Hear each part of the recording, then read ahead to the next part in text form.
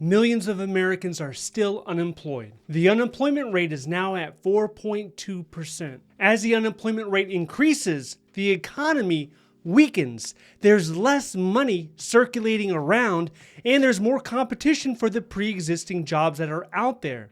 So who is this impacting? The rate of unemployment is at 14.1% for teenagers, 4% for adult males, and 3.8% for adult females. In total, we're looking at over 7 million Americans that want to work. They want to get a job, but they can't.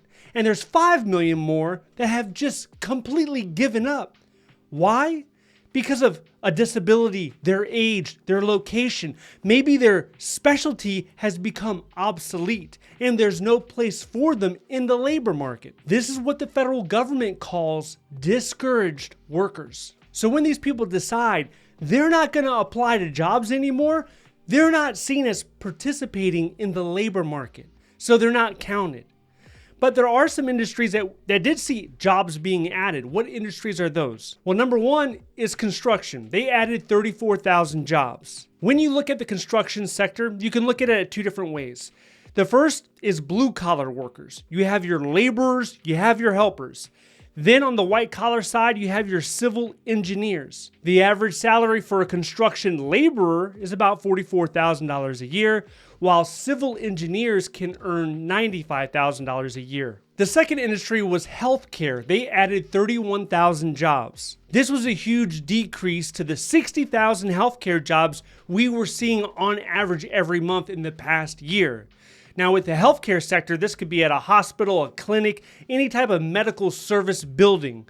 And on the low end, you're looking at nurse assistants, you're looking at lab techs, and on the high end, well, you know, we're looking at surgeons, specialty doctors. The average salary for a nurse assistant is only $38,000 a year, but for a surgeon, it's $239,000 a year. Really, the $200,000 mark, that's low for a surgeon. You can find job postings on Today, and they pay $300,000, $400,000 a year if you have the right specialty. Number three is the social assistant industry. They added 13,000 jobs. Here we're talking about child daycare, rehab services, emergency relief services, and it includes social workers. The average salary of a social worker is $58,000 a year. One of the big industries that lost jobs was the manufacturing industry. They lost 24,000 jobs. When we look at the public sector, the government, those jobs have been steady over the last few months, and that includes local, state, and federal. When you look at the jobs report, oftentimes they lump all of those government jobs into one figure, and that's 23,000. We added 23,000 jobs last month. Focusing specifically on federal government jobs, we've hired roughly 3,000 people each month over the last few months. But in the federal government, there's over 400 federal agencies. So what agencies are doing the most hiring? Well, we can jump on usajobs.gov and we can look at where the jobs are at. Number one is Department of Defense with over 4,000 open jobs. There are between 400 and 500 military bases across the United States. And if you look past this country and you look globally, there's even more than that. So there's job opportunities at all those military bases. If you're in the DC area, you have the Pentagon. That's the headquarter area, right? There's also other buildings around this area where you could potentially work at DoD. Number two is the Department of Veteran Affairs with over 3,000 open jobs. The VA is often broken up into VHA, which provides health services, and you have VBA, which provides benefits.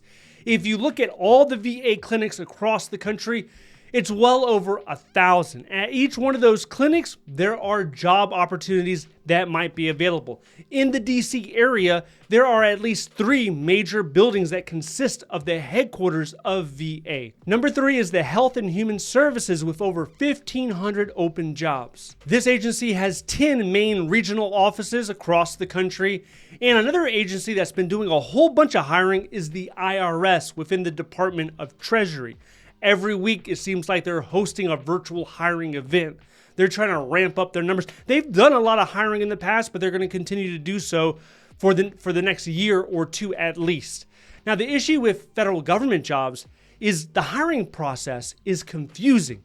So it takes a long time to get to the finish line, and you don't even know where you're at during that whole process. Overall, this jobs report, it isn't great news for a job seeker or your average American, but there is a silver lining, right? So if you have stocks, if you are looking at the stock market, then it could be good news, because this is an indicator that the Federal Reserve might actually lower those interest rates.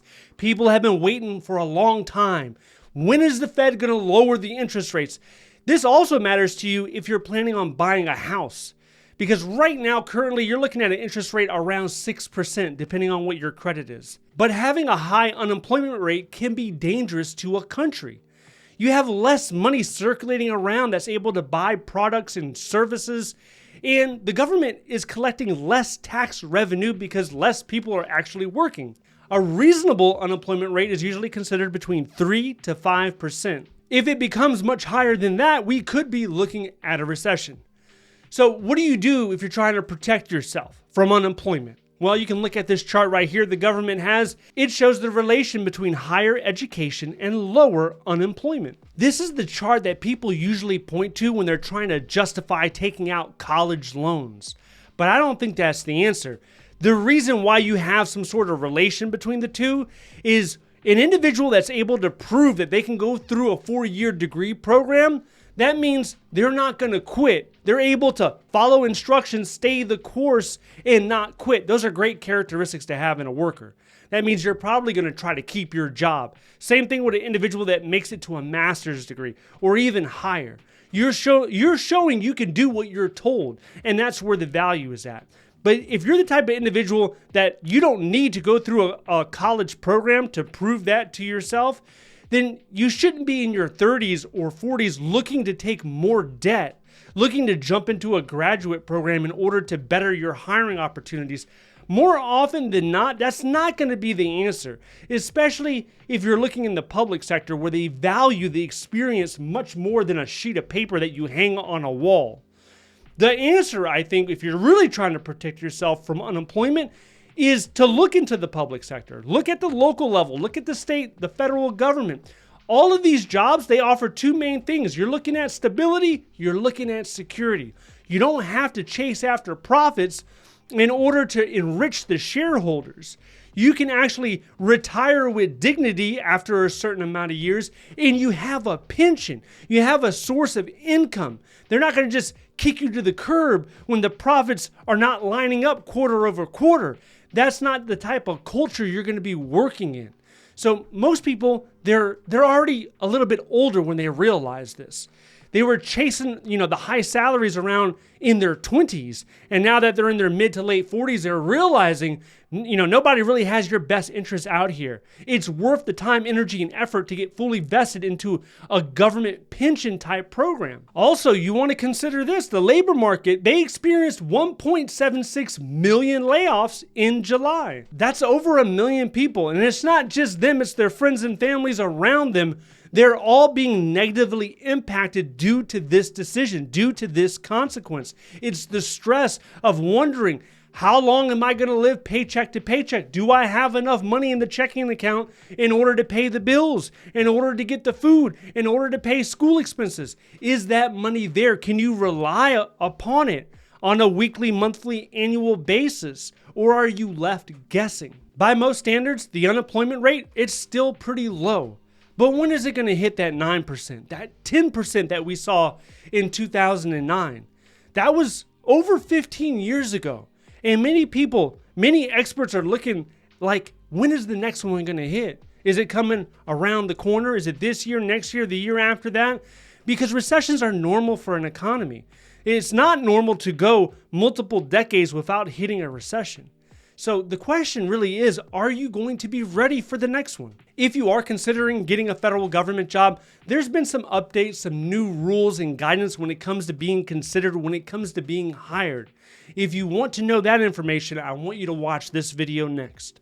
If you would like to see more videos like this, please click like and subscribe. Thank you so much for watching. I'll see you in the next one.